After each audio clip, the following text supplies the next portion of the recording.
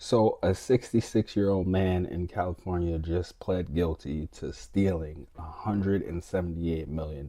Not from a bank, not from investors, from the taxpayers, from you. He stole all this money from a healthcare program that was designed to help people who have nothing. And the US DOJ just said it themselves. He basically just made the American taxpayers his personal piggy bank.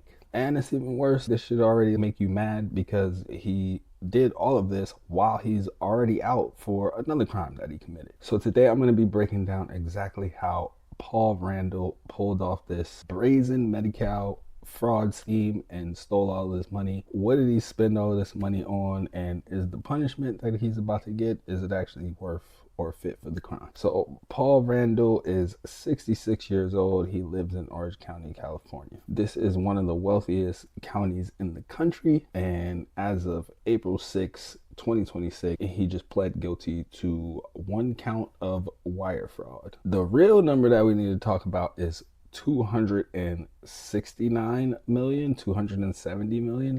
That's the number of fraudulent claims that he submitted to Medi-Cal. Like, he submitted basically $250 million of medical fraud. Medi-Cal, which is California's Medicaid program, they actually paid out $178 million of these fraudulent claims. These fraudulent claims were paid out between May 2022 and April 2023. So in an 11-month span, he filed and was paid out for $250 million.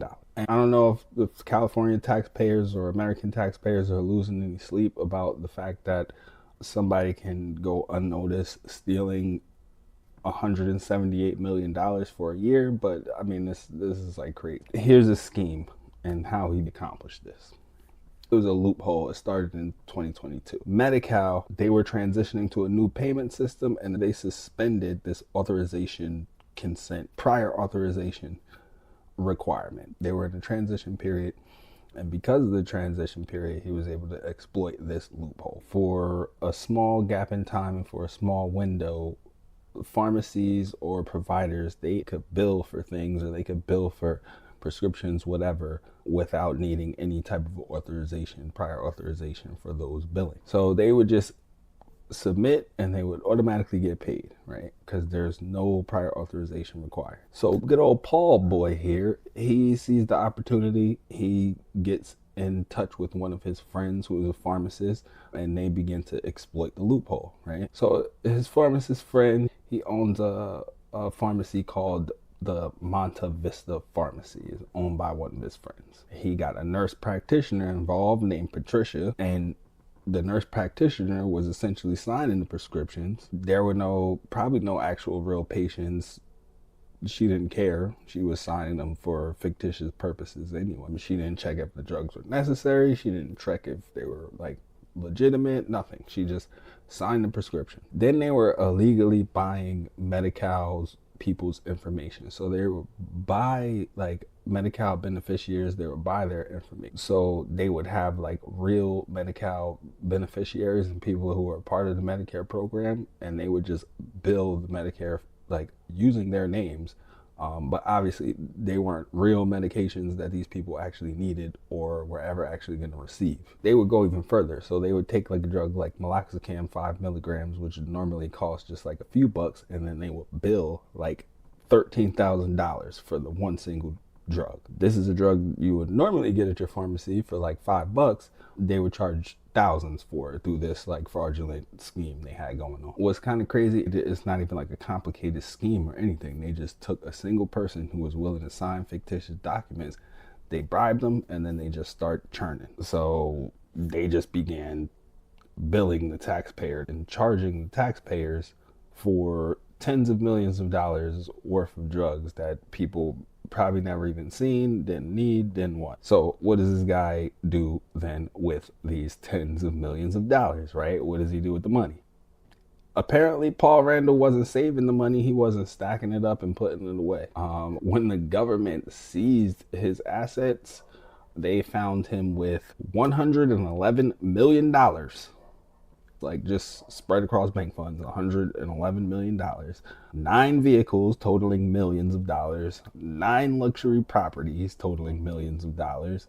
The properties I think totaled over $13 million, and $1 million in just like sports memorabilia. So he was, living it up. He was spending all of this money. He was not trying to like save it, put it away, or hide it. He was spending the money, putting it in banks. So apparently the government was able to recover 126 million of that, probably most of it coming from the bank accounts, but the rest of it's gone. And remember the crazy thing, he's committing all of this crime and all of this theft while on release for another crime that he committed. So this dude is just pretty brazen. He's not like desperate. He doesn't seem like the kind of person that's doing this out of a need or necessity.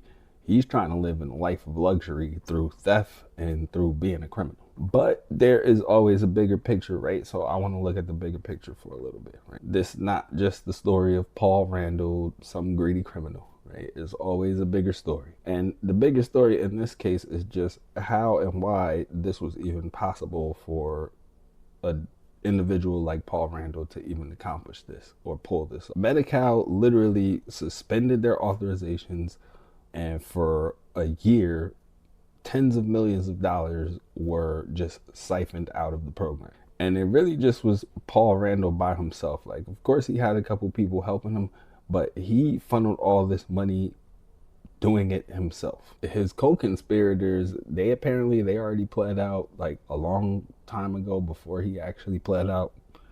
The DOJ announced this case as part of Trump's effort and Trump's task force to eliminate fraud. The AG just came out and said just across like 3 different cases, they recovered over $500 million of taxpayer money. This is money that we as taxpayers pay that was stolen, like just straight up stolen for people to live in luxurious houses like Paul Randall was doing. Essentially, like I said before, using your tax dollars as his personal piggy bank and to enrich himself. It doesn't matter if the government or California's Medicaid program decided to suspend oversight or remove this requirement for a week or 2 days, a month, a year. It doesn't matter. Just the fact that they did it was enough for a person like Paul Randall to creep in and exploit the system. I think like we got to make sure that there's policies in place and there's people enforcing those policies in place that are going to make sure that when and if we do have these cracks, that they're there to fill these gaps in so that we're not getting taken for literally billions of dollars, like north of billions of dollars of taxpayer money. This dude is about to get 30 years. He's about to get sentenced in August of 2026, and he's facing 30 years, up to a maximum of 30 years in federal prison. I'm gonna tell y'all what I think. Y'all feel free to get in the comments and let me know what your opinion is about how much time but I think somebody that essentially is already out on release from another crime that he's committing, which is something that we've been seeing a lot lately. We see these people that are released for crimes and then they just go on to commit more heinous crimes. Somebody who's already on release for another crime that they committed, and they decide to steal tens of millions of dollars in a brazen way and just live in a lap of luxury, like that shows that they have like completely no respect. Like, you gotta throw the book at this dude. If they let him off with like anything less than a decade, then I don't think this kind of person learns their lesson, and I think it's a slap in the face of the justice system, and it just shows people that, you know, it emboldens people to take these kind of risks in the first place, because we're just gonna slap them on the hand and release them. But I might come back to this case in August and see what kind of time this guy actually gets. Get in the comments, let me know what y'all actually think. Please like this video. Most people watching these videos are not subscribed, so please hit the subscribe button and come back for more Parallax Digital.